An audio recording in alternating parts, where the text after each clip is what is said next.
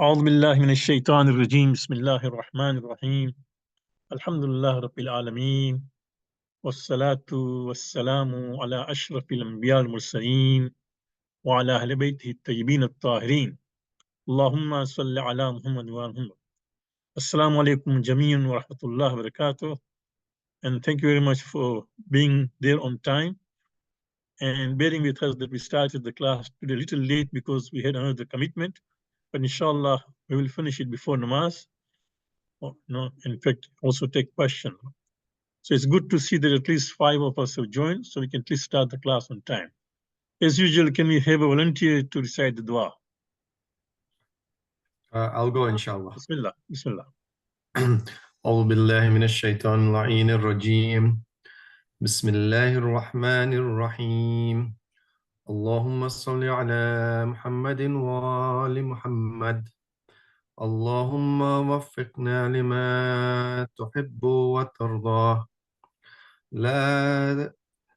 لا تكلنا إلى أنفسنا طرفة عين أبدا. اللهم أخرجنا من ظلمات الوهم واكرمنا بنور الفهم. اللهم افتح علينا أبواب رحمتك وانشر علينا خزائن علومك برحمتك يا أرحم الراحمين. اللهم صل على محمد وآل محمد. Allahumma salli ala Muhammad. Thank you very much, Kumail, for that. As we know that this is our 6th and the last but one session. Next Monday, inshallah, will be our last session in this course. So today, before we end the class, we'll have a brief discussion about how to continue. I've also brought with me an Islamic calendar with me. So if you decide, for example, to plan the next course, so I have the calendar here, so we can decide when to do it. After Muharram, after 12 days, after 15 days, we'll decide later, inshallah. So as usual, thank you again for those who did submit their homework. Unfortunately, there are few people who have not done so at all. I don't know why. Is it that so busy, or they're not understanding the concept, or they feel that there is no need of it? We are here to help out. I personally feel that homework will definitely help understanding the aspect. It also helps me to know that, for example, have I been able to convey the message correctly or not? And I can see that sometimes there is a need for me to clarification. After marking your homework, I realize that there are certain areas perhaps I need to repeat or I need to clarify more. So please do put your time in writing the homework and sending it to sending this to us now, inshallah. So this is lesson 11. I think most of us got corrected. That was Sifa and Mawsuf. That means Sifa is a description or a quality. Mawsuf is what is being described, right? So this is said scriptive phrases. Now keep in mind, when we say phrase, it's not a word. A phrase is a phrase. Phrase is anything more than a word. So when we say try to underline the descriptive phrase, we are supposed to underline both. For example, Azabun Muhin is a phrase. And then, of course, within Azab Muhin, what is the sifa? What is the adjective? And what is the noun? What is, so adjective is the one which is sifa, and noun here is mawsuf, which is being described by this adjective. As simple as that. So, A'udhu billahi minash shaitanir rajim, bismillah. وَمَنْ يَعْصِ اللَّهُ وَرَسُولَهُ وَيَتَعَدَّ حُدُودَهُ يُدْخِلْهُ نَارًا خَالِدًا فِيهَا وَلَهُ عَذَابٌ مُهِينٌ. So Allah is talking about those who disobey Allah and His Messenger. And then who and those who trespass the limits. Allah is going to put them in fire which is forever. Fiha. And not only that, Allah is going to put them in the fire, but on top of this says, Walahu adhabun muhin. Here, Walahu, that means for him, because you can see in the beginning, Allah says, Oman Yasil, the one who. Oman Yasil is a singular. No. So the one who disobeys Allah and the Prophet and just crosses the boundary, right? Trespasses, then Allah is going to put him in Jahannam, which is forever, and also there's the punishment. So Adhabun is the punishment, Muhin, a disgrace punishment. So a punishment which is described, that what kind of punishment is not only punishment, but it will be disgrace. Now, just now, we are not discussing the theology part of it. What is muhin here? What does it mean? Is it, for example, a person who's going to go to Jahannam and everybody would know that he's being disgraced, or the way, for example, he will be treated? That is a different discussion on its own. This is the free discussion, right? But here we know that punishment will be disgracing, azabun muhin. So azab here is a noun which is mawsuf, which is described. Muhin is a sifa which is describing the noun. So most of you read it correctly. وَلَا تَأْكُلُوا أَمْوَالَهُمْ إِلَى أَمْوَالِكُمْ إِنَّهُ كَانَ حُوبًا كَبِيرًا. I think in the context, if I remember this regarding people who try to eat the wealth or thing of an orphan. For example, if you take care of an orphan and the orphan and the father of the orphan has left some kind of money, so you are taking care of the orphan, you're also taking care of his money. At that time, should be very careful to keep separate accounts, right? For example, if I'm taking care of an orphan, either that orphan can be my own nephew or my niece, for example, right? But it has come to me that I take care. So if his father has left some kind of wealth, I make sure that it is kept completely separately, right? I should not, for example, just try to mix. So وَلَا تَأْكُلُوا أَمْوَالَهُمْ إِلَى أَمْوَالِكُمْ. No? Don't try to just, for example, mix your wealth with them and you eat it, right? إِنَّهُ كَانَ حُوبًا كَبِيرًا. So it is something which you dislike, but greatly dislike. No, it's a huban which is not disliked, and it is huge. So again, huban kabira, it is sifa and mafsuf. No, then we are told, وَإِذَا حَضَرَ الْقِسْمَةُ أُولُو الْقُرْبَى وَالْيَتَامَى وَالْمَسَاكِينَ فَارْزُقُوهُم مِّنْهُ وَقُولُوا لَهُمْ قَوْلًا مَّعْرُوفًا. Right? Yeah. So this is it, of course, that when you talk to people, especially you are told here, for example, sometimes the relatives come to you, the orphans come to you, masakin come to you, to ask for something. Give them. But at the same time, don't only give them, for zukum, give them the risk, give them the provision, But sometimes people give, but at the same time, they're sarcastic. You didn't get anybody else to come to accept my door. So you can imagine what we are doing is that we are just trying to completely invalidate our sadaqah, our charity. It has no value. When we give, even for example, your giving was very generous. You were generous in giving. You gave a lot of things. You invited people. You gave the best of food, right? But during that time, we should be very careful what words we are using. So Allah says, وَقُولُوا لَهُمْ قَوْلًا مَعْرُوفًا. Qawl is a speech, what we are saying. But it should be something which is ma'ruf, something which is considered as gentle, which is known. No. And the fact that Allah uses here, he doesn't say, for example, qawlan husna, he says ma'rufa. Ma'ruf is interesting here. That means what is known. In certain, for example, areas, certain comments will be considered as wrong. No. So keep in mind that some people are sensitive to certain things.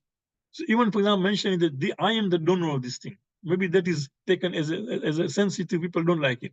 Or I am the one who did all this thing. There is no need to do this thing. So qawlan ma'rufa says something which is known, right? Then we are told, وَمَنْ يُطِعِ اللَّهَ وَرَسُولَهُ يَدْخِلُهُ جَنَّاتٍ تَجْرِي مِنْ تَحْتِهَا الْأَنْهَارُ خَالِدِينَ فِيهَا ذَلِكَ فَضْلُ الْعَظِيمُ. Exactly opposite to what we did earlier in ayat 4:2. And in this we are told, for example, that in وَمَنْ يُطِعِ اللَّهَ, the one who's going to obey Allah or Rasulahu, right? Allah is going to yudkhilhu jannatin. This person, again, وَمَنْ يُطِعِ, I can say singular, like وَمَنْ يَعْصِ وَمَنْ يُطِعِ. Yasi is disobey, yuti is obey, exactly opposite. So man yuti Allah or Rasulahu, the one who obeys Allah and His Messenger, yudkhilhu jannatin. Allah is going to enter him in the Jannat. No, tajri min taht anhar khalidina fiha. No, beneath you'll see the rivers flow, and they are going to stay there forever. Khalidina fiha. Ulaika atadna lahum. No, sorry. وذلك فوز العظيم. This is, in fact, is the great success. So fawz is a success, but a great success. So again, describing. Right? So fawz and azima, right? And then, of course, again, Allah talks about other group of people. Now, this is Surah Kahf, right? وَالَّذِينَ يَمُوتُونَ وَهُمْ كُفَّارٌ. Sometimes people have kufr, but before death, they come to their sense, right? There's always that hope. And this is a very important point. If you have a son, daughter, nephew, niece, no, some relative, for example, who does not believe in Islam or looks down upon it, don't give up. Don't give up. No, you never know before that person can change. No, so you can see I'm told that no, I'm told here that وَالَّذِينَ, no, those are those, no, وَالَّذِينَ يَمُوتُونَ وَهُمْ كُفَّارٌ. Those who die are still kafir. أُولَٰئِكَ أَعْتَدْنَا لَهُمْ عَذَابًا أَلِيمًا. For them, Allah said, we are prepared, again, azab, which is painful. Earlier was azab muhin, disgraceful. This is alim. Alim is painful. Azab and alima, right? So these are all sifa and mafsud, which we have underlined here. And mashallah, those who submitted homework, all of you got correct as far as this lesson is concerned. So any questions regarding lesson 11 before we go to lesson 12? Yes, Sheikh, I have one question. Yes, Assalamu bismillah. alaikum. Bismillah. Assalamu alaikum. Alaikum assalam wa rahmatullah. So it means like it looks like that this thing comes usually towards at the end of the verse and at the end of the sentences, mostly. Yeah, that's a good observation that in these verses we have given, it has appeared in the end because the noun and then it's but not necessarily. Just now, I don't remember if it comes in between, but it may be there. Since you asked this question, let me have a think about it, and I'll see that if it also comes in between during the ayat. But should come because it's also it's just like example, just sifa is just trying to describe a noun. So I'm sure describing a noun would come also before at the end of an ayat. But yes, in all these examples we have just now given here are within at the end of the verses, but not necessarily, inshallah. Maybe perhaps, if you see last week's homework, last week's class whereby we had given this slides whereby we discuss about Sifa and Mawsuf, Surat Yasin. Have a look at it and see if all of those were also at the end. I'm not sure just now. But it's a good question, but not necessarily that it should be end. Let me, I just now cannot remember. In Surah Fatiha, you'll have Sirat al-Mustaqim, right? In between. Yes, Sirat al-Mustaqim. Yeah, Sirat al-Mustaqim. Yeah, that's good, correct. Yeah, Sirat al-Mustaqim, there's a part which is also, yeah. So there are places whereby you can have in between also within end, but this is a good observation. Thank you. Anything else? Okay, so then we go to lesson 12. Now, when I was marking lesson 12, I saw that perhaps because we discussed this lesson at the end of the class last week, and maybe perhaps not everybody understood well. So before coming to answer those homework, let us quickly revise this thing, okay? Very quickly. So I want to make sure that you understand all the concepts, all the points. So these are the important points on possessive phrase. No, this is al-mudaf ilayh. This is known as possessive phrase, a phrase which indicates a possession, possession. So it is formed by combining two nouns. So that is the first thing important. The moment you find if there is a verb and for example, pronoun, then that is not a mudaf ilayh. Some of you also highlighted, for example, some of the phrases which had a verb. Now, of course, we have not covered verbs, so it will be difficult for you to know whether this is a noun or verb, but then that is where the translation comes in, okay? So it is formed by combining two nouns. That's important. It is like what we covered earlier, joining nakira noun to marifa, as we covered in lesson 10. So it's almost similar to that, but slightly different because in that we had nakira and marifa, but you will see that sometimes we can possessive form whereby both are also what nakira or both are what marifa. We'll see to come now. The first noun in the phrase is called mudaf, which is known as linked. Mudaf means linked. It will be indefinite, right? Due to joining the other noun, it will lose its tanween, and instead it will have i'rab of single vowel, fatha, that is zabar, kasra or zer, and dhamma. So it loses the tanween because it's no longer now indefinite. It becomes definite by joining. Example I gave you, right? Kitabun is indefinite. Allah is definite. But when you combine kitabun, which is nakira, Allah, which is marifa, when you combine, it becomes kitabullah. Kitabullah now means book of Allah.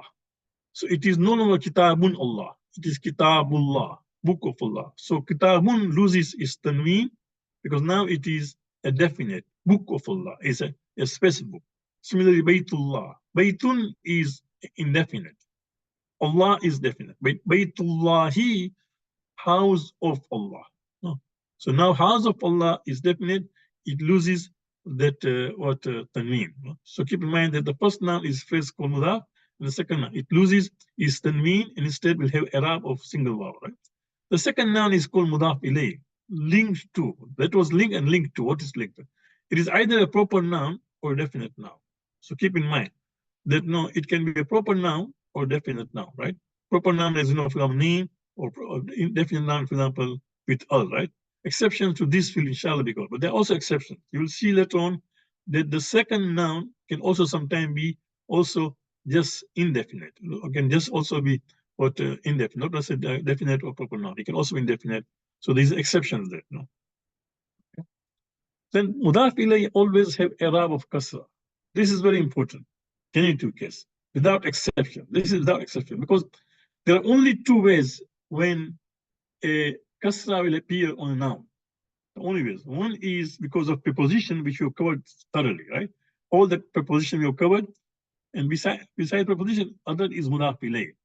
So mudaf ilayh also brings about i'rab, and the function of i'rab here is not that it is a mudaf ilayh only. It is i'rab is a function of the word of. For example, kitabullah. Kitabullahi, that genitive, that kasra on ha, means book of Allah. So that of is not in Arabic written of, but that is represented by that kasra.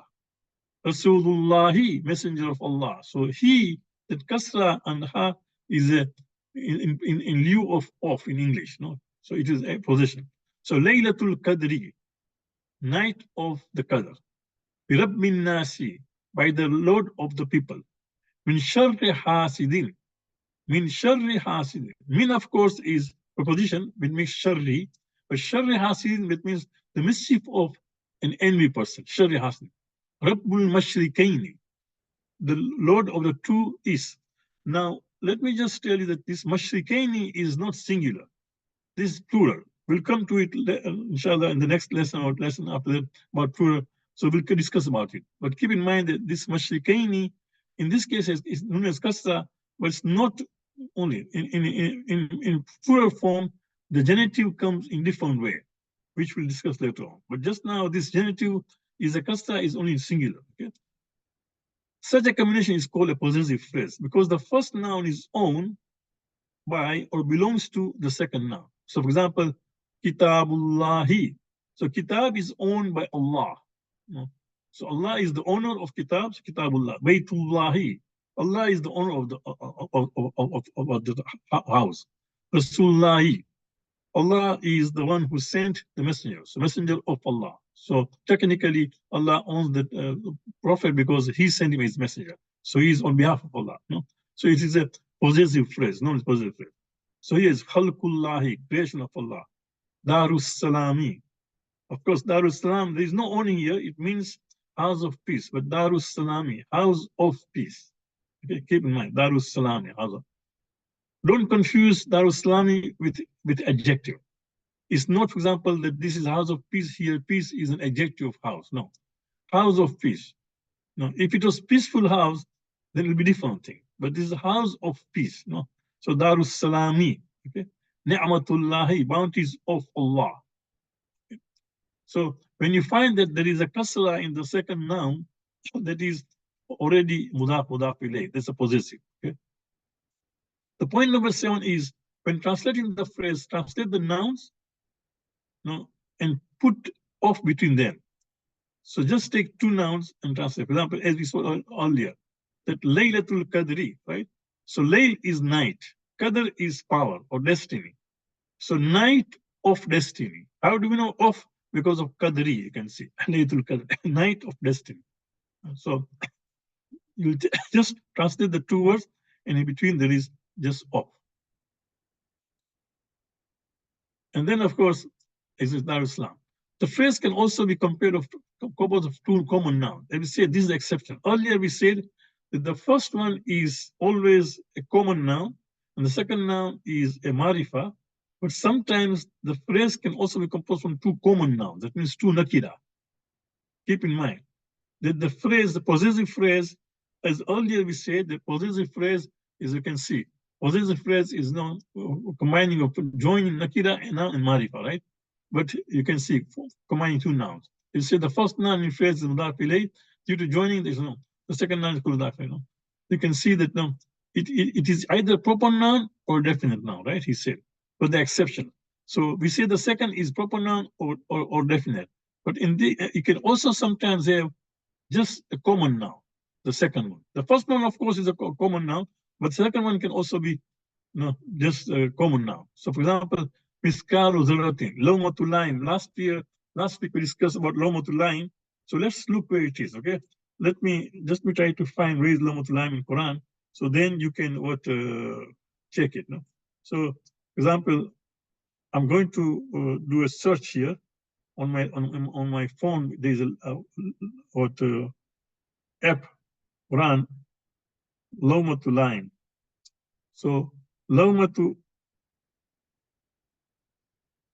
line, okay, and then it comes here. Lawmatul line comes in ayat number 54, Surah Al-Ma'idah. So if you have the Quran in front of you, you can open it. Surah number 5, ayat 54. Here it is, lawmatul line. See, what does it say? I'll just Ya ayyuhalladhina amanu, right? Man yartadda minkum an dinihi fasawfa ya'ti Allahu biqawmin yuhibbunahum wa yuhibbunahu. Adillatan al-mu'minina aizatan al-kafirin. Yujahiduna fi sabilillahi wa la yakhafuna lawmata la'im. Dhalika fadlullahi yuti man yasha. Wallahu wasi'un alim. O you who believe, whoever of you should revert from his religion, that means people who live religion, Islam, right? Allah will bring forth in place of them the people he will love and who will love him. So keep in mind that if we become rebellious, Allah is going to replace other community. And these are the people who will Allah will love and they will love Allah, right? Allah, not with it. And they strive in the cause of Allah and do not fear the blame of the critic. No, they do not fear what people say. Once they fight in the way of Allah subhanahu wa ta'ala, they do not fear, right? You'll find that there are a number of countries today who are facing a lot of difficulties and there's a lot of propaganda against them. But you can see here it is. They get this kind of courage from Quran. Where Allah says that clearly says that yujahiduna fi sabilillahi wa la yakhafuna lawmata la'im. They strive in the way of Allah subhanahu wa ta'ala and do not fear the blame of those who blame. People will do all kind of propaganda and all kind of blame, but they do not fear, they do not care. No? So lawmatul. So in this lawmatul line, both lawmatu and line are both common nouns. In other words, they are just both nakira, both are indefinite, right? But even then, it can bring about a possessive phrase, lawmatul line. And then of course, miskalu zarratin, za'u sayyatin, all those things you can find out. You can find where it is in Quran. We just wanted to give an example. Point number 9 here, the suffixing of a pronoun to a noun also produces a possessive phrase. This is important. For khalquhu, baytuha. Baytuha literally means her daughter, but you can also translate daughter of her. Baytuha, for example, bintuha, we say her daughter, right? Bintuha. This is how we translate. But if you want to use the word of, you can also say bintuha means daughter of her, right? No. Karamahum, the generosity of theirs, or their generosity. Khalquhu, his creation, or the creation of his, right? Libasuhunna, their dress, or the libas of their. So it is, although translated without of, but it's understood that. So this is also mudaf ilay, and of course, they're also possessive phrase. Except that keep in mind that, however, in this case, the pronoun which is mudaf ilay will not necessarily have kasra, right? For example, bintuha, her daughter. So ha bintuha, daughter of her, you can see ha does not have a kasra. It will still have the pronoun ha. Karamahum, you can see whom is still there, not there karam. Khalquhu, his creation, who is still there, right? Libasuhunna, their dress. So that mudaf ilay will not have kasra if it is joined to a pronoun. Okay? If a mudaf ilay is another noun, it will carry a kasra. But when mudaf ilayh is a pronoun, then it will not have a kasra. Okay, so keep that in mind. And these are the examples, right? So now we come to this homework, which some of you did submit, and of course you got them correct, but some of us also needed that kind of thing. So first of all, Bismillah. Waskuru ni'matallahi. Remember the name of Allah, right? Waskuru ni'matallahi alaykum is kuntum a'da'an fa'allafa bayna qulubikum fasbahtum ni'binatat ikhwana. Allah is telling the Muslims in Medina, right? He says that, just try to remember, recall the name of Allah subhanahu wa ta'ala on you. What happened is kuntum a'dan, that you were enemies. So Allah brought about, love and affection, right, between the two groups. Then you, on account of the name of Allah, you became now brothers. So if you see in history, before the Prophet Rasulullah went to Medina, there were two groups, Aus and Khazraj, right? They always used to fight. These two tribes always were enemies, permanently. For small things, they would fight. For small things, they'll just pick up the arm, start fighting, killing, bloodshed will take place. When Prophet came and brought about Islam, the same people became so close. There was not at all any kind of animosity. And this happens. Those of you who are coming from Mombasa, in Mombasa also there was two communities. Hujjat and I don't know, other community, right? Or just Junni Masjid and Sunnah Masjid, whatever it is, right? Or so they had this thing, and it was so much difference that even the grave in the Kabristan there was a partition, actually partition. So if you are coming from this Jamaat, you'll be buried there. If I'm coming from other Jamaat, I'll be buried there. Until one fine day, the elders of the community, they stood up and said, this is enough. Now enough is enough. They were so strong, although they were not rich, but they were so courageous. They went to Kabristan personally. These leaders of the community went to Kabristan, started breaking that wall, the wall which was dividing between the two communities. They broke that wall and then became one Kabristan, right? So you can see, as Allah says, that فَأَصْبَحْتُمْ بِنِعْمَتِي إِخْوَانًا. You now became, on account of ni'mat of Allah subhanahu wa ta'ala, Allah joined your hearts and became brothers. So ni'mat Allah is mudaf ilayh, the ni'mat, the blessings of Allah subhanahu wa ta'ala, and ni'mati also is what is also mudaf ilayh. But this is the first one is ni'mat Allah. It is indefinite noun with definite noun Allah. In this case, ni'mat is indefinite noun followed by a pronoun. So both these are what mudaf ilayh. So is qulubikum, your hearts, your hearts, qulubikum. So qulub is a noun, indefinite, and kum is a pronoun, qulubikum. So yes, we have done this earlier as a pronoun, but it also classifies as mudaf because qulubikum, this means heart, your heart or heart of yours, right? It can also be translated as heart of yours or your heart, no? Then وَالَّذِينَ كَفَرُوا وَكَذَّبُوا بِآيَاتِنَا, with our verses, like Ashabul Jahim. So of course you got Ashabul Jahim, but also Ayatin. Ashabul Jahim, these are the people of Jahannam. Ulaik Ashabul Jahim, the companions of Jahannam. So you can see Ni'matallahi, there is a kasra, right? Again you can see Ashabul Jahimi, mim is a kasra. This mim is a kasra means mudaf ilayh. Okay, it means Ashabul Jahim, right? وأثابهم الله بما قالوا جنات تجري من تحتها. تحتها again, under them, under تحتها, right? أنهار خالدين فيها ذلك جزاء المحسنين. So تحتها is also مضاف إليه, under them, right? That means in this jannat, in this gardens, تجري من تحتها, below you'll find flowing under it أنهار, rivers, right? Springs, rivers, they're going to stay there forever. وَذَلِكَ جَزَاءُ الْمُحْسِنِينَ.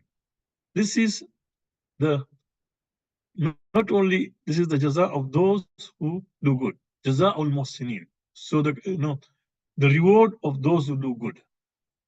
ذَلِكَ جَزَاءُ الْمُحْسِنِينَ. Any good you do, there is a reward for it. ذَلِكَ جَزَاءُ الْمُحْسِنِينَ. أن يوقع بينكم عداوة والبغضاء في الخمر والميسر ويصدكم عن ذكر الله. So again, ويصدكم عن ذكر الله. Now, Shaitan is going to just prevent you or come in the way from dhikr of Allah on his salat and also prayers, right?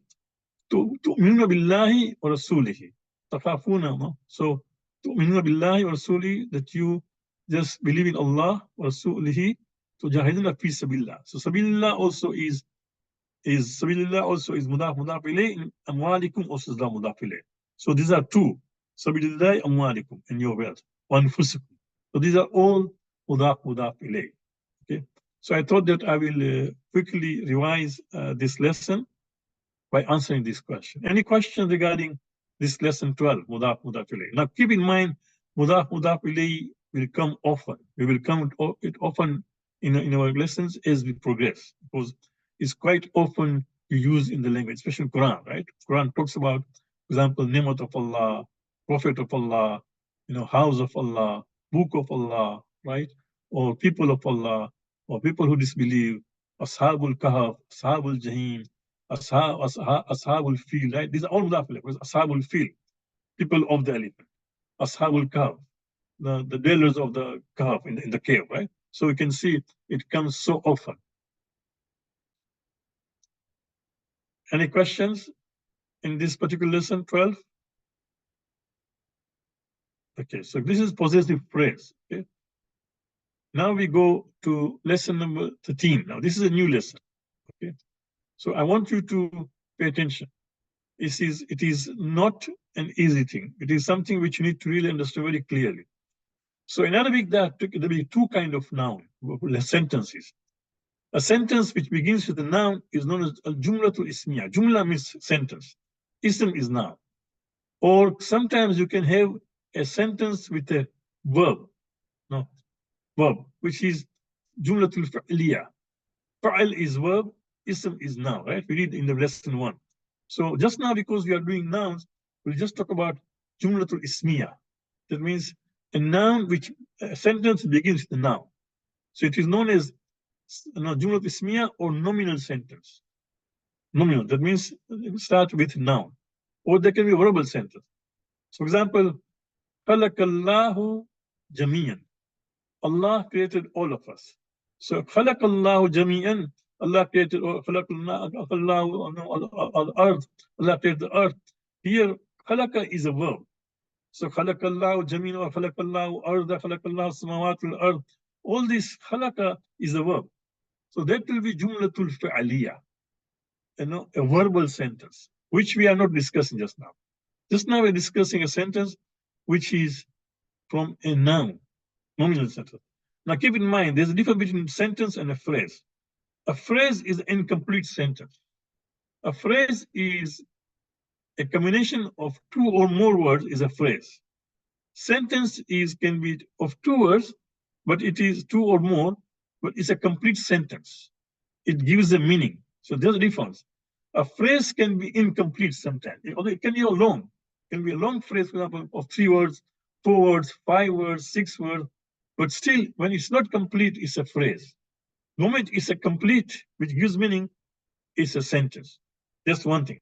Secondly, keep in mind, don't confuse sentence with an ayat of Quran. No. An ayat of Quran can be only 1 word, Yasin, right? Can be number of words, can be number of sentences. So, for example, we have got surah, which is the shortest. Which is the shortest surah in Quran? Which is the shortest surah in Quran? Kausar, Surah Al-Kausar. Al-Kausar. Now, if you take Al-Kausar, right, and take the longest ayat, which is the longest ayat in Quran? In Quran, ayat? Yes, which is the longest ayat? Number. What is the reference? It is in Surah Al-Baqarah, I think. So I Yes. don't remember. What is the ayat number? I don't remember that, sorry. Okay. It's ayat 283 in Surah Al-Baqarah, right? So if you compare Surah Al-Kawthar and ayat 283 in Surah Al-Baqarah, right? You'll be surprised it is 7 times longer than Surah Al-Kawthar. Or even 8 times, depending how you count it. So You can sometimes have an ayat which is longer than a surah also. Not only longer than it, but longer than a number of times, no, compared to an ayat. So don't confuse a sentence with an ayat. Okay, an ayat can be a complete sentence, can be a word, or it can also be made of a number of sentences. Okay, keep that in mind. No, or sometimes it can also be a phrase, and that's why it will continue the next ayat to complete the sentence. No, so this is. But just now we discussed in nominal sentence, a sentence which begins with noun. So the first noun is always definite without exception. This is it. In nominal sentence, the first noun will be definite without exception. This is a rule, right? It is always nominal. No? The second noun is generally indefinite. When we say generally, that means sometimes it can also be definite. So the second noun will be indefinite, but sometimes it can be also definite. No, that's why we say generally. In most of the cases, it is indefinite, but there can be exception. The i'rab of both the nouns will either have dhamma, that is pesh, or dhammatain. Keep in mind. In a nominal sentence, the i'rab, that means the last haraka, the haraka of the last letter will either be in single case, okay, in a singular form, dhamma or dhammatain, in both the cases. Note, we will have often used the words now. This is it. These three words will be coming again and again. Nominative, accusative, and genitive. Our author of this book, Hafiza Ifat Hassan, she does not want to use these words, as I mentioned again and again, but we'll be using it because it becomes easier. And besides this textbook, every other textbook uses. And there are many textbooks on Quranic Arabic, you'll see it. So that's why we'll be using it. So nominative in the very simplest form is when the last letter of the noun is dhamma or dhammatain. So, for example, here al-jumlatu, you can al-jumlatu. Al-jumlatu here is a dhamma, is a pesh there, right, at the end. So this is nominative case. So this is nominative, and when the last is either dhamma or dhammatain. Now, mind you, this is in singular. When we come to plural and dual, things will change. So that also keep in mind. But just now, there is nominative. Accusative is when the last letter of the noun is either fatha, that is zabar, or fatatain, or double zabar. Okay, keep in mind. And genitive is when the last letter of the noun is kasra or zer, right, or kasratain. Okay, so this is what when you say Laylatul Qadri. So Qadri, the i'rab of Qadri is genitive. Laylatul Qadri, the i'rab of Laylatu is nominative. Okay, or for example, when we saw earlier here, right, that ni'matallahi, so ni'mata has an i'rab of fatha, which is accusative. Allahi is an i'rab of what? Kasra, which is genitive. Okay, waskuru ni'mat, and why it is accusative, we'll come to it, because waskuru is a verb, remember. Ni'matallahi is a direct object. Remember what? The bounties of Allah. So remember is a verb which is a imperative verb, a command. Remember, waskuru ni'matullah. That is why ni'mat has a fatha, is accusative. Okay, so we will be using these three word terms again and again: nominative, accusative, and genitive. Accusative has nothing with accusation. Okay, keep in mind, the word accusative has nothing to do with the word accusation in English. No, not at all. Okay, this is just very technical words which is used in the grammar only. And I know we don't use it otherwise, but we have to do it. So this will become. In the nominal sentence, the first noun is subject and is called mubtada. So in the nominal sentence, there are two words minimum, right? The first noun is known as subject of the sentence, subject of the sentence. Now don't confuse this subject with the subject of a verbal sentence. In a verbal sentence, subject is the doer of the action. We said, Warisa Sulaimanu Davuda. Remember, Sulaiman inherited from Dawood. So Sulaiman is the son, Dawood is the father, the son inherits from the father. So Warisa Sulaimanu Davuda, here Warisa is a verb, Sulaimanu is a subject, action, and Dawood is the object. So action here is that Sulaiman inherited from Dawood. Okay, so what is Sulaiman Dawood? Keep that in mind. So, but that was a verbal sentence. and that Suleiman is a subject. In a nominal sentence, no, the first noun is subject. Here, subject does not mean the doer of an action. Here, subject means the first, noun of the nominal sentence. The first noun, nominal sentence, the first noun is known as subject, and what follows is known as khabar. Khabar means information, right? Or the word which they use for khabar, they use predicate in English. Again, is a very uncommon word. No, it's a technical word like accusative, nominative, genitive. Predicate also is a noun, but predicate in English and Arabic is khabar. But I would say that if you prefer using Arabic, it's fine, because khabar, as we know, also in Gujarati or Urdu in Arabic means information. So something which gives information of that particular thing. We'll give the example later on. So the predicate agrees with the subject in number, that's singular, dual, plural, and in gender. So this is important. So if the mubtada, the subject of a noun, is nominative, right? It is always be nominative. But for example, if it is singular, then even the khabar has to be singular. If it is masculine, the khabar has to be masculine. If it is feminine, the khabar is feminine. So keep in mind, the predicate, the khabar of a khabar in a nominal sentence agrees with subject in number and in gender. Okay, we'll look at the example, inshallah. So these are 5 points as far as I'm concerned. So for example, the predicate can be also a proper noun when it is not an objective. So sometimes, for example, predicate can be a proper noun. For example, if it's not adjective, for example, Ana Yusufu. Ana, I. Yusufu. So Yusuf is a proper noun, person's name, right? This is Father Akhi. When the Yusuf's brother had taken him away from the father, they put him in the well. He was rescued. Then he was taken to Egypt. Saul finally also became prime minister and responsible for all the treasury. So one fine day, the brothers come and meet, and then they ask, "Are you Yusuf?" He said, "Yes." Ana Yusuf was akhi. By that time, also Benjamin was with Yusuf.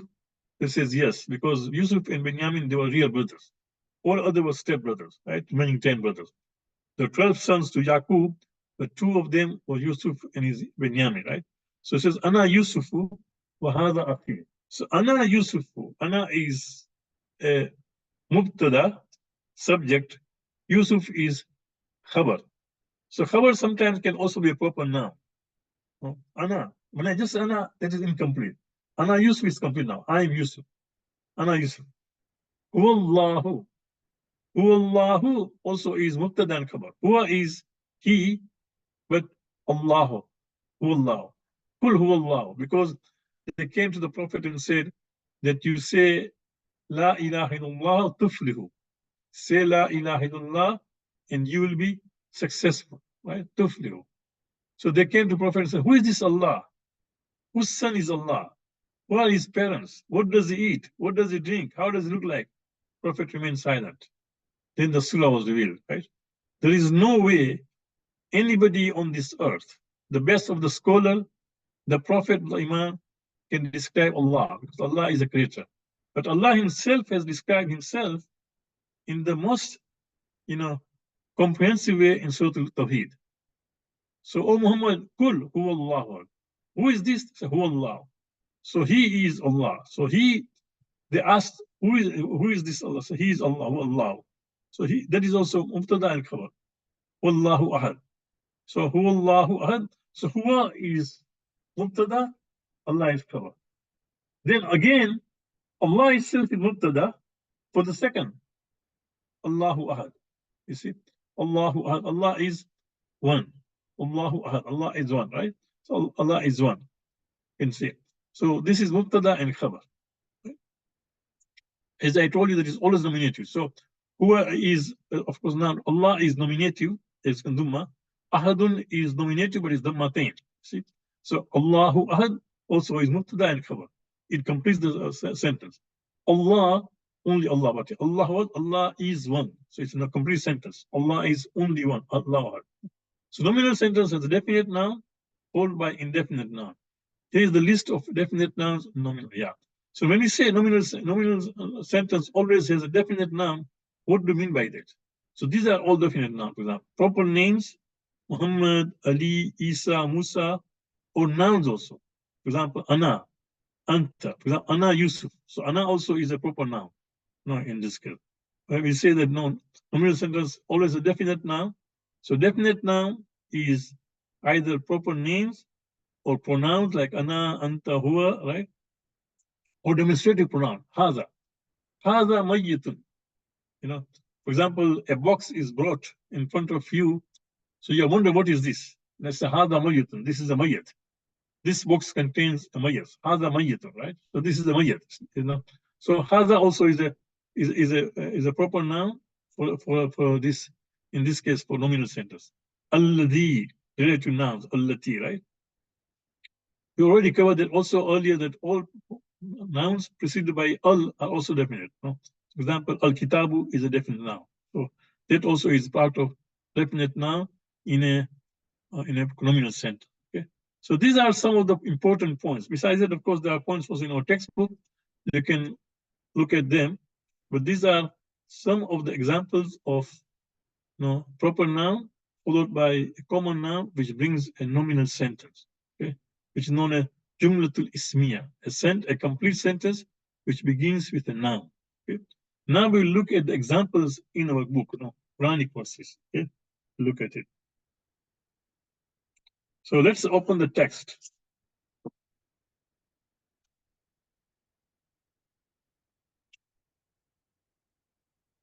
We'll open the text, right? And inshallah,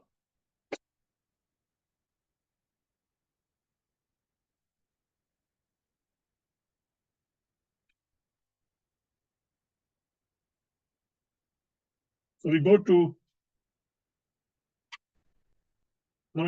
page 41, 41, 42, 43. We'll go to page 41, where the examples are there about this nominal sentence. Yeah. Bismillah. So, Wallahu Ghafurur Rahim, right? And Allah is of forgiving, most merciful. So, Wallahu, that is the noun of the nominal sentence. The first nominal, Wallahu. There's a subject. There's the subject that's mubtada of the nominal, Wallahu.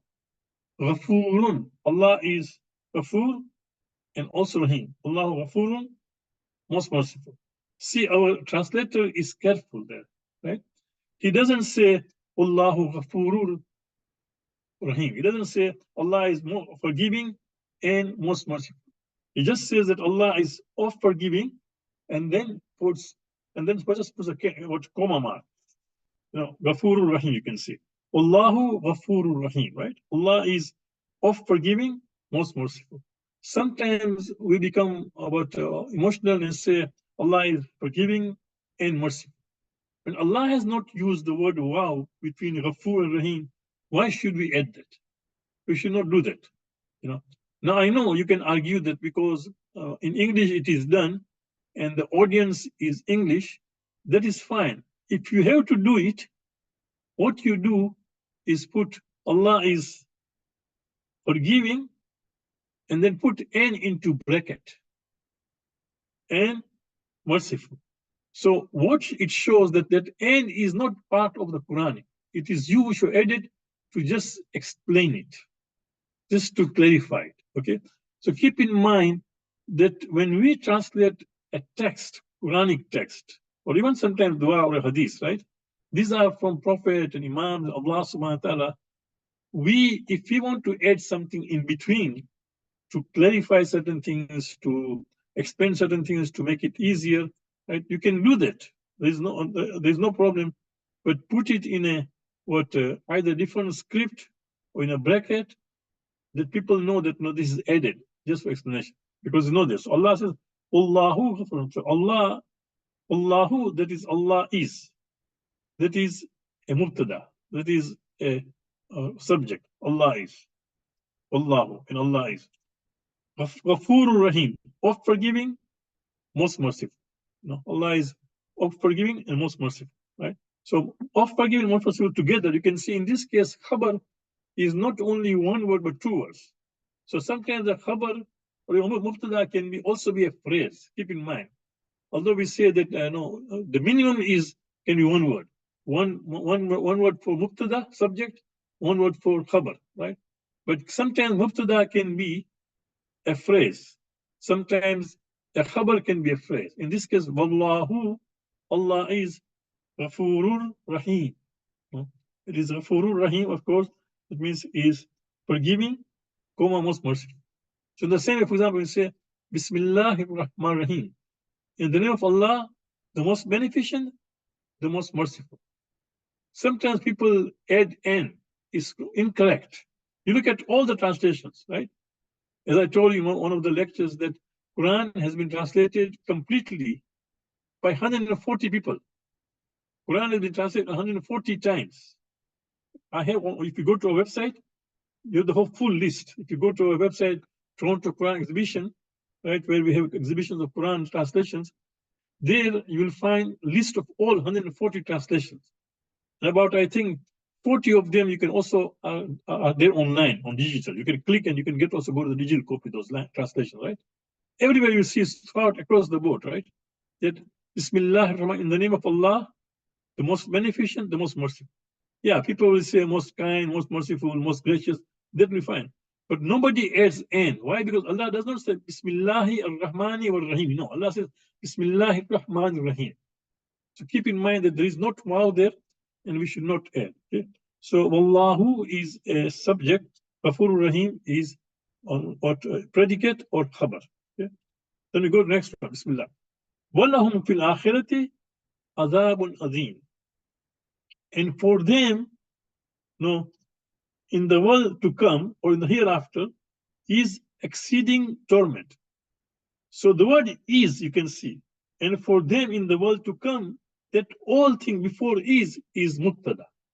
Okay, so in this case, you can see mubtada is made up of three words. Wallahum fi akhirati. For them in the hereafter, now adhabun azim is, exceeding torment. So you can see in this example, wallahum fil akhirati is a phrase for them in the hereafter. But that whole phrase is mubtada. Okay, whole phrase mubtada. Wallahum adhabun. Because you can see before is. Adhabun adhim, a punishment which is exceeding, a great punishment. Adhim here, although here she has said exceeding torment or a great torment, right? It's something. Subhanallah, you will excuse me. I'm just briefly coming into tafsir. Allah here says adhabun adhim. Adhab itself is punishment, but when Allah, who is so great, when he says azim, you can imagine how great the punishment would be. Imagine Allah, who is great, when he uses the word azim. So, mu'mineen, we should not take it lightly when Quran is warning us again and again about the punishment. We cannot take it lightly because adhabun azim, punishment which is great or exceeding torment, right? So this is again mubtada and khabar. Wa antum muslimun, subhanallah. Wa antum muslimun. Wa antum is mubtada, is a subject, but in this case is a pronoun. Remember we said number 0.6, the predicate can be also proper noun, and also sometimes can be also, you can see 7b, right? The definite noun can be proper name, also proper noun, pronoun such as ana, anta, huwa. So, wa antum, and you, muslimun, and you are Muslims. So are is the plural of is, right? So before are is and you. So and you is a pronoun. In this case, in the sentence, it is a mubtada. It is a subject of that nominal sense. Antum muslimun, and you are Muslim. Again, you can see if you look at the ayat, it is just a small phrase within the whole ayat. So an ayat of Quran can contain a number of sentences, but this is a complete sentence. And you are Muslims. Antum muslimun, and you are Muslim is a complete sentence. So antum is mubtada, which is subject. Muslimun is khabar, which is predicate, which gives information. Antum, who are you? It gives information that you are Muslim, right? Or for example, what is awaiting in the hereafter? adhabun azim, a great comment. No? So walahum fil akhirati adhabun azim. Dhalika abna'ul ghayb. Dhalika min abna'ul ghayb. So this is part of the tidings of these things. So dhalika, you can see again, as we said here in point number 7c, the proper noun can be also relative or demonstrative nouns. Demonstrative nouns like hadha, dhalika. These are demonstrative nouns. Demonstrative. For example, when you are standing in front of a mayyat, the imam who is reciting namaz will say, Allahumma inna hadha abduka, right? Allahumma inna hadha abduka. Oh Allah, this is your son. Or we say, Allahumma inna hadhi amatuka. Oh Allah, this is your maidservant, referring to a mayyat which is of a woman, right? So this is a demonstrative pronoun. It's a demonstrative noun, a noun which is demonstration, through demonstration, hadha. So dhalika, no, hadha is for near, dhalika is for far, dhalika that. Dhalika min amba al ghaybi. That is, so that here is a subject, or we say mubtada, dhalika min amba il ghaybi. Min amba il ghayb is a phrase, but in this case it is a predicate of the noun. Dhalika min amba il ghaybi. It is from the news of the unseen. Because of min, which is a preposition, amba, which is news, has become amba'i. Nabi is Nabi because he gives prediction of the future. That's why he's not Nabi. Okay? Naba'a means news. No, Naba, right? So, for example, yes, amma yatasa'un ani nabai azim.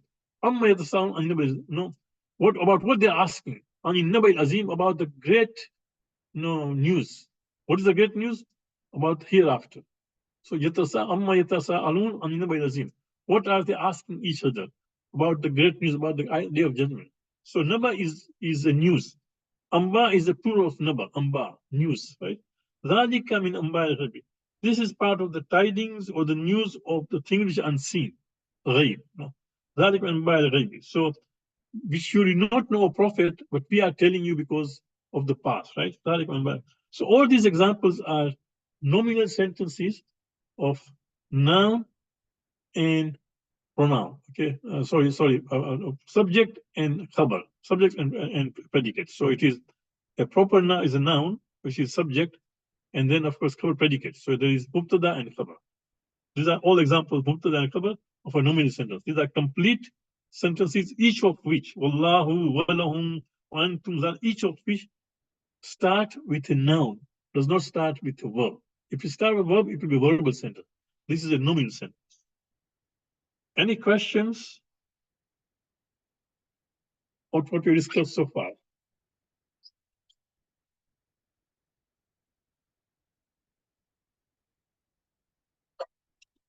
It's too much to digest. Bismillah. Yeah, I know, I agree. There's so much. But inshallah, as you, that is for sure. I'm glad that you brought that, Sayyid Raza. I'll tell you one thing, that this subject is so dear to me, but unfortunately, I don't get the students who are equally passionate about it.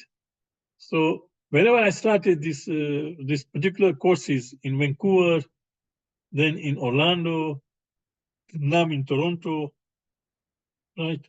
When we start, we got mashallah, 40 students, 50 students. It goes down to 40, then 30, 20. By the time we reach level 5, level 7, there are only few remaining because they find there is a lot of information. But the beauty is that you understand the context of the Quran properly. It's not only translation. You're trying to understand that what is Allah saying and how it is translated. Because the whole idea, and the goal and objective of this course is that you understand the divine message directly, without the means of a translation, without the means of somebody translating. You yourself do it. When that moment comes, I can assure you, I guarantee you, because based on my own influence, my own practical experience, is that you would enjoy reading Quran so much because why? You would feel that Allah is talking to me directly. Now I'm hearing Allah's words. No, it's different than when you read a translation. Translation is the human interpretation of Allah's words. Any translation. For example, any scholar you take, we have got Koli Karai is a good scholar. Maulana Rizvi is also in the process of publishing his translation with footnotes and all those things, right? With explanatory notes. Again, he's a human being, right? It is his understanding. He will never claim that these are the divine words. This is my understanding of the divine words. Okay? But how good it is that when you understand the direct words, and that is why when the Quran was revealed, there are so many stories on it. When the Quran was revealed, it had such a powerful impact on the people who up to yesterday were enemies, up to yesterday were polytheists, they were mushrikeen, they were kafirin, they were munafiqeen, right? But when they just read the Quran, understood it, their life changed completely. Completely. They were different people. That is the power of the Quran because these are the words of Allah subhanahu. And that's why it is said that Quran is a miracle. Miracle does not only lie that it is Allah's words. Miracle also lies in the language itself. You ask people, that what is the miraculous aspect of Quran? So there are different aspects. One is, for example, it talks about the future. Is correct, right? It talks about the profundity, the depth of the Quran. That's a miracle. But many people also, the miracle also lies in the language. For us to enjoy that language, we need to know these rules and this language, whereby then, you'll understand Allah is talking to you directly. But inshallah, you'll see it will come. But yes, I agree definitely with you. There are so many things to learn. But of course, as we do the homework, as we progress, the good thing is that as you progress lesson by lesson, you always need the previous lessons to do the homework. So it will automatically take you back to the lessons. There is just no way that, for example, you can ignore that, okay, what I did in lesson 1, that was last level, I can forget it. No, you are not. For example, today we discussed about ism and fail, right? Which was the first lesson. So we'll always be referring to past lessons as we progress, as we build the classes. Okay. Any other questions before I get to other examples here? 1 or 2 examples. I want to do it before I end the class. I want to end it at 9 o'clock, so we have still 10 minutes and also discuss. So here is, for example, this on page 41. Excuse me. Yes, go ahead. I have a question, not for the lesson, but for the next week. When you're saying it's on Eid, isn't it Monday? Oh, next Monday is Eid, right? Yeah. Yeah. Okay. Thank you for reminding. So yeah, then inshallah you get email. We will either maybe perhaps we can discuss now. Just let me finish these 2 sentences. Inshallah, we will discuss the change of the time. Okay. So on page 41, point number 8 says the predicate can be a definite noun when it is not an adjective. So sometimes you can see the predicate, that khabar, can be a definite noun when it is not adjective. For example, Ana Yusuf, we discussed, right? Or Kul Huwallah, we discussed these things. So this is a definite noun, right? Okay, coming to this, unfortunately, I didn't realize it's good that you told me, because last time we didn't know about the long weekend until we had to take about. So it is possible that I have a class on Tuesdays. So I can postpone this class to Wednesday if it is all okay, all with you. So we can agree just now. We are just now 8 people in the room, and 9 between myself. So if we can all think that we can make it at same time, 7:30 p.m. on Wednesday, it will be 19th of June. Is that okay? Then we can postpone this class to 19th of June. So we don't have to take any kind of voting. I'm not free on 19th.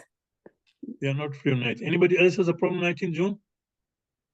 I'm also not free on the 19th. Okay, you're also not 19th, free on 19th. Okay. So because 18th, I have a class. What about Friday? That means 20, I think it's 21st of June. Friday evening. Should it get an idea of Wiladat or something? Okay, Friday. Yeah. So, subhanAllah, I didn't want to extend the class further, but it seems that we have to do it, and we have no choice if you can only do on Mondays, then we have no choice, but there won't be class next Monday, but we'll have the last class on 24th of June. Can we not do this Friday instead? This Friday, Oh yeah, Shahadat Day, sorry. this Friday Yeah, is another day. no, this Friday there's a Shahadat of 5th Imam. Yeah. Tuesday, because, can we do these a days- different time on Tuesday, like after Maghrib? No, it will be too long, right? After Maghrib time is 9:15, 9:20. If you do, then it'll be 10:30, then 11. It's too late, no? Because Friday, the days are longer. Some centers have majlis on the day, so they won't have majlis on Yeah. Thursday evening. They have the majlis on Friday day. So There is Friday will be Majlis difficult. in JCC on Friday, this Friday. They are Majlis at 7:15. Yes. So inshallah, let's have the class on 24th of June. Okay, that's one thing. The second thing is that now, if you can see, the last class is 24th of June, which is 17th of Zil-Hajjah. And the 1st of Muharram is on 7th of July. Okay, so of course we cannot start a new course. So my question to you, which I don't know, I don't need the answer now. We will send you an email. You can later on reply it by email. Is that what you do is that tell me, when do you want us to start level 3? Do you want us to start immediately after 12 days, or after 15 days, or after 15th of Muharram, or after Arba'in? No, just let me know, because keep in mind that if we start in Muharram, there may be some of the days which come. We'll check the calendar at that time, but let me know, when do you want the third level 3 to start? Do you want to start immediately after 12 days, or after, for example, 20th of Muharram, or after Arba'in? Okay. I would think of after Rabi level 17th, because That will be too far. for Rabi I Awwal, I don't understand, mind. Rabi Awwal is too far. My only thing is that these things, as just somebody said, there's so much information. The more you delay, you will forget all these things.